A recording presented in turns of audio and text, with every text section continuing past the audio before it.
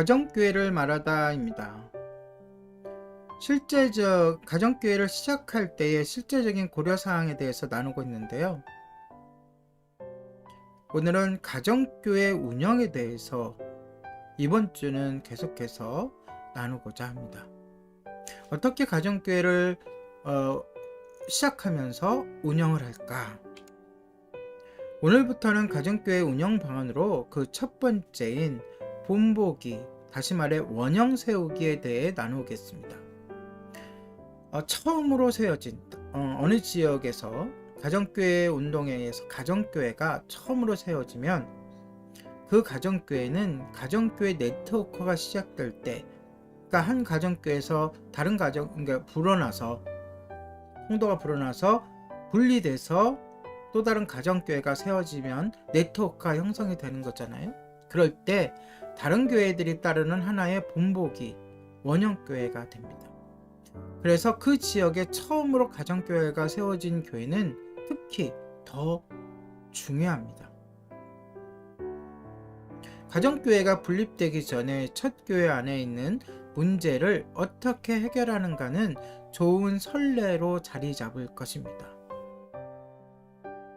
따라서 최초 그룹을 확실하게 건강하고 균형 잡힌 모임으로 만들어야 합니다.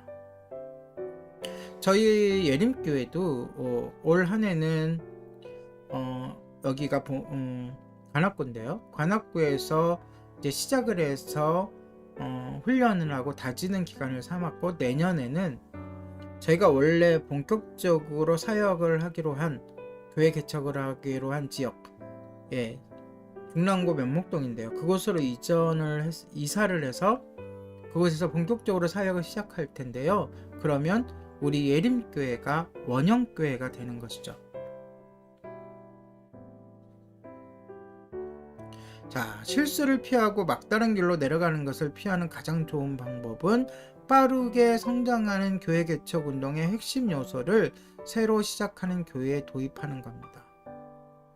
빠르게 성장했다고 해서 기존 교회처럼 큰 건물을 갖는다거나 성도가 많이 불어나는 것을 의미하는 게 아닙니다.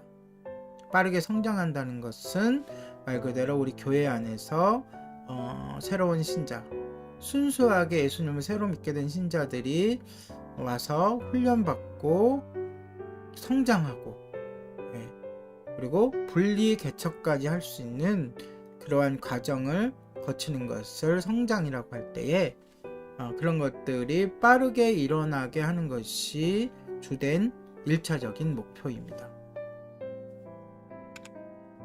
균형 잡힌 모임에 필요한 5가지 핵심 요소가 있는데요. 그것은 다음과 같습니다.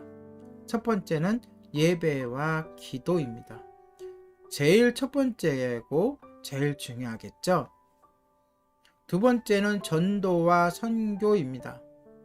그리고 세 번째로는, 이게 번째 이러니까 순서 같은데 그게 아니라 하나하나 다 중요합니다.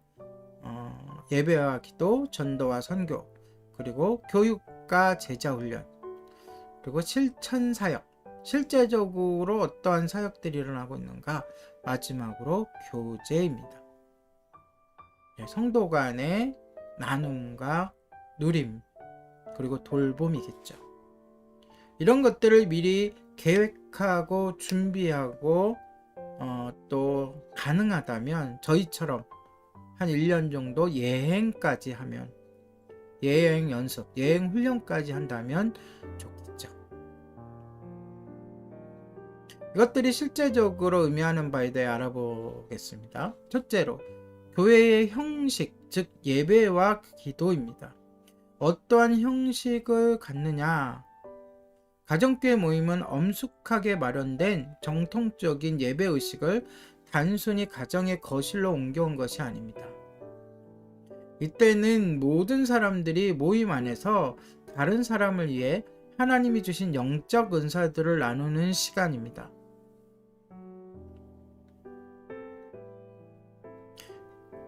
그러니까 우리가 기존에, 저도 그렇고 우리 어머님 권사님도 그렇고 저희 아내인 사모도 마찬가지인데, 기존의 형식의 교회에서 오랫동안 있었잖아요. 그래서 어떠한 습관이 있냐면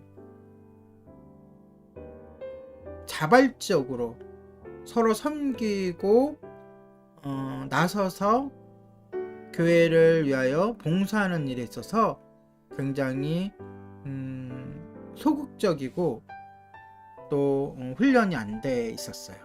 그래서 1년 동안 그런 훈련을 해온 거거든요.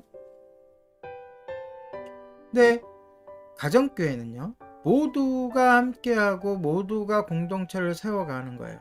무엇을 통해서? 주님께서 각자에게 주신 영적 은사를 통해서.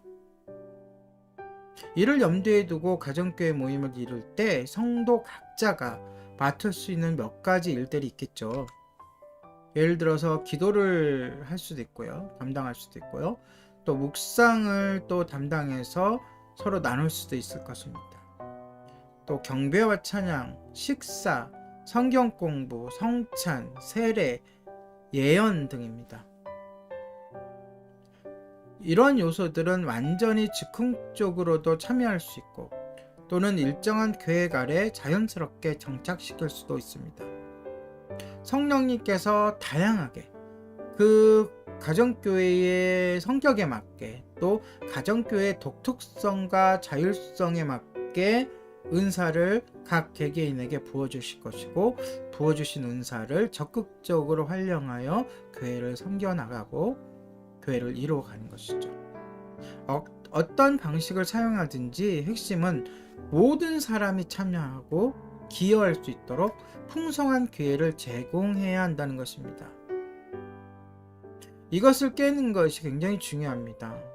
일단 목회자, 지도자 입장에서도 내가 다 하려고 하는, 너무 몸에 배어 있거든요. 기존교회에서 부교육자 생활을 하고 또 예를 들어서 담당 사역을 했다면 거의 기존교회들은 사역자들을 슈퍼맨을 원하잖아요. 이것도 해야 되고 저것도 해야 되고 다 하기를 원하는데 그것이 몸에 배이게 된단 말이죠. 제 얘기를 하는 거예요.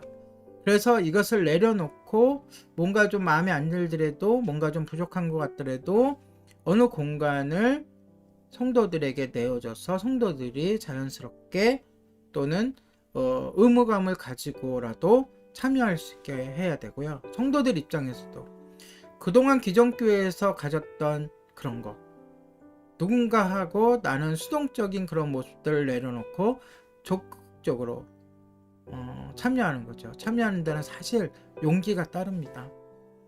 예. 그리고 실패해도 된다는 그러한 마음이 심어져야 됩니다. 우리가 지금 처음 시작하는 거라 실패할 수도 있고 실수할 수도 있죠. 그런 거에 대한 두려움을 떨쳐내고 우리가 한 발자국씩 나서야 되는 것입니다. 이것이 바로 전통적인 교회의 주일 예배와 다른 점입니다. 정통적인 예배는 수동적인 청중을 위해 몇 가지 순서를 정해 놓습니다.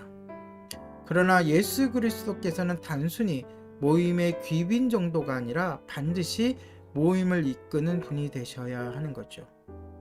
그러면 어떻게 해야 됩니까? 모두가 예수님을 향해야 되는 겁니다. 모두가 동참해야 되는 거죠. 모두가 손을 잡아야 되는 거죠. 가정교회의 지도자들은 모임에 참여하는 사람들에게 질문이나 관심 주제를 던져줌으로써 참여를 유도할 수도 있습니다. 소극적인 성향의 사람들도 적극 참여할 수 있도록 유도하고 성령님께서 다음에 무엇을 하시길 원하시는지 미리 캐치하고 또 생각나는 것이 있다면 성령님 주신 마음이 있다면 서로 자연스럽게 편안하게 나눌 줄 알아야 합니다. 절대로 그 누구도 한 사람이 모임을 주도해서는 안 됩니다. 이게 한 번에 쉽게 되지는 않습니다. 반면에 어떤 사람들은요, 체제가 잘 잡혀 있으면서도 한편으로는 융통성을 갖춘 모임을 기대합니다. 즉, 모임의 핵심 요소들이 일관되게 제공되어 건강하고 균형 잡혔으며 초점이 분명한 체계를 원하면서도 또 반면에 모든 구성원이 기회가 될 때마다 골고루 참여할 수 있기를 바랍니다. 예. 이런 바람은 예수님이 우리들에게 원하시는 것이기도 하지만 한 번에 되는 건 아니죠. 기둥을 든든히 세우고 나서 그 안에서의 우리의 활동과 우리의 교제와 우리의 예배는 자유로울 수 있어야 됩니다. 제가 쉽게 얘기하지만 굉장히 어려운 작업 중에 하나죠.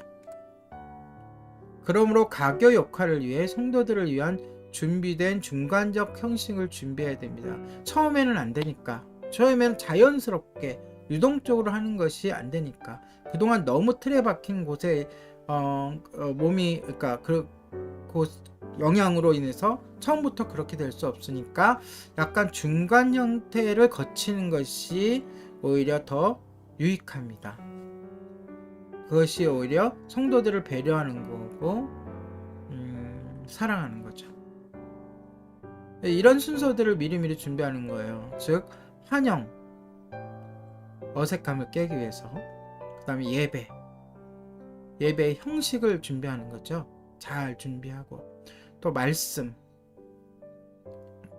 선포와 또 토론, 성경 공부 등을 준비하고, 사역, 기도와 후원과 치유 사역 등 그 공동체에 갖고 있는 성령님이 주신 은사에 따라, 그리고 증언, 중요합니다. 예수 그리스도를 증거하는 거죠. 우리가 함께 나눌 뿐만 아니라 예수를 믿지 않는 자들에게도 그 복음을 전하고, 또 멀리 나가서 선교하고 또 후원하고, 이런 것들을 통해서 정해진, 제가 자유롭다라는 말과 정해졌다는 말은 서로 어떤 면에서는 이렇게 멀리 있잖아요.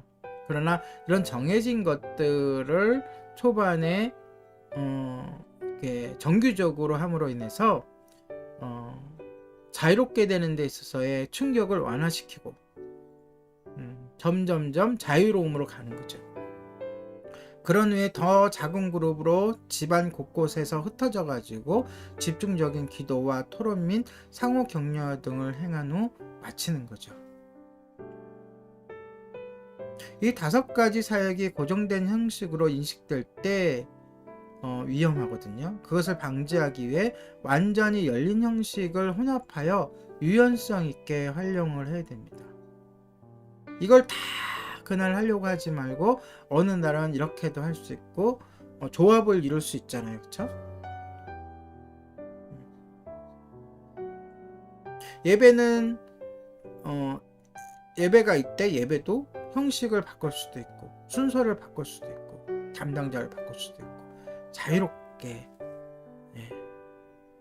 목표점은 완전히 열린 형식으로 유연성 있는 모임으로 나아가는 거죠. 그렇게 가기 위해서 한꺼번에 가면 너무나 문화적 충격과 또한 옛 습관으로 인해서 너무나 힘드니까 중간에 이렇게 정해진 약속된 프로그램들을 함께 하면서 그렇게 가정교회를 시작할 때 초반에는 가야 된다는 겁니다. 지금 제가 얘기한 거에 몇 가지는 지난 1년 동안 제가 예림교회를 시작하고 섬기면서 적용해 보았고, 또 나머지는 계획되어 있는 것이지 실제적으로 제가 체험한 것은 아니기 때문에 오늘은 여기까지만 제안을 하고 내일 또 구체적으로 나누어 보도록 하겠습니다. 이어서 오늘의 가정교회를 말하다 였습니다.